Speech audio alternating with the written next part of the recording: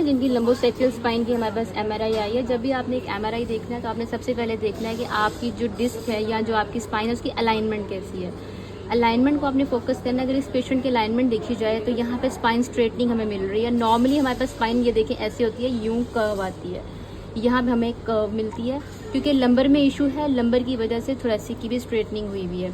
अब क्योंकि spine straightening है तो this is an understood thing कि जो आपके साइड के मसल्स होंगे, पेशेंट के पैरास्पाइनल मसल्स हैं, जो लेटिसिमस डोर्साई पड़ा हुआ है, उनकी भी आपको बहुत ज़्यादा स्पाज़्म मिलेगा, वो भी आपको पेशेंट का ठीक करना पड़ेगा। अच्छा, उसके बाद इस पेशेंट को जब आप असेस करेंगे खड़ा करके तो ये भी पॉसिबिलिटी है कि आपको पेशेंट की स्पाइन में थोड़ी सी डेविएशन भी मिले पेन की वजह से। सेकंड थिंग जो हम देखते हैं, फिर हम देखते हैं इन डिस्क की हाइट्स को।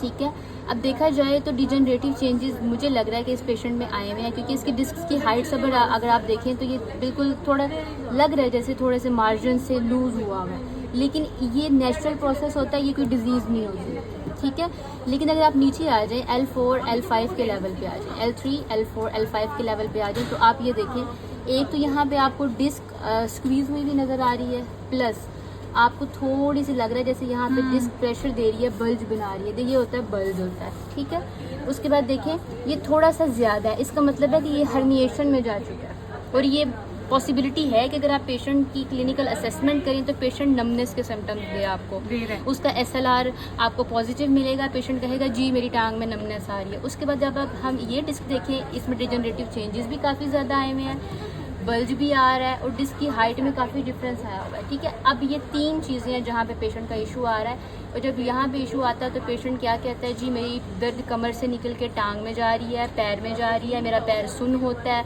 मेरे पैर में सुइयाँ चुभती हैं, दर्द पूरी टांग में आती है या घुटने तक आती है। फिर फर्दर आप उसी हिसाब से इसकी जो है वो ट्रीटमेंट करेंगे।